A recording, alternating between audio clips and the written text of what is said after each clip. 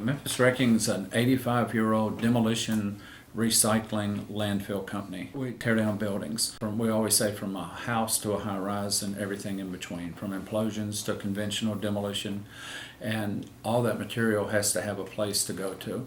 Now we've been recycling, and you hear the term lean and green.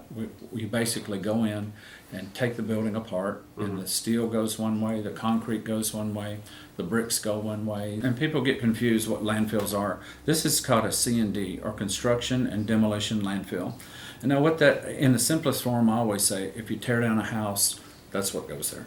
You know, it's bricks and lumber and steel, trees, leaves, and then we recycle those. It's not a sanitary or garbage landfill. Your household garbage goes to another landfill, which has nothing to do with this. This is strictly C&D, construction and demolition. Right off Thomas and Stage, there's only one entrance and exit, and that's it.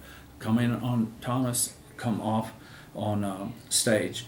It's most centrally located for the city, and it's easy access off I-240.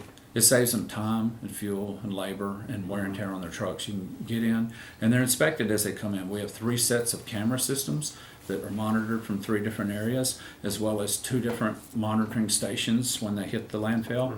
That people look, if anything's there that's not supposed to be there, it's immediately turned around. Well, we're expanding to the east. We believe it'll add about 15 jobs. That'll be laborers, equipment operators, more office staff. A lot of people don't know landfills. This is costing hundreds and hundreds of thousands of dollars, as it did through the first phase, which will be more money into the economy. And people have asked, why do you need another landfill?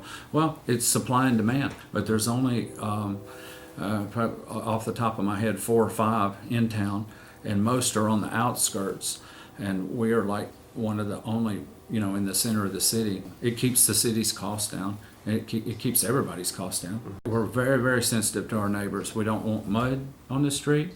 We control our dust. We're quiet. You usually don't hear us. People, I get asked at least once a week, what do y'all do back there? Unless they read the signs, because it does say, landfill and recycle center. We're 2.5 football fields from Whitney School. And the only concern they've ever had is they've asked us not to drive to the north out on Whitney. And so we put up 140 trees, 8,000 lineal feet of fence, a security fence to keep anybody out. And just to show people that we have no intentions of going that direction. And we wanted to get that tree growth established. And then the city's also asked us on the landfill to be 200 feet away from our property line. And then we are another 2 football fields away from any residential house. When we're all finished, there's a lot of different things you can do with landfill, and that's really up to the community. But it'll be a community-friendly project. It's whatever that community wants. And I'd envision most likely to be a park with trails.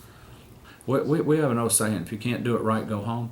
And after 85 years, and again, this is a career for us, we don't work job to job. I mean, they're all careers. So when we're doing something at that landfill, it has our name on it, and it's going to be done right.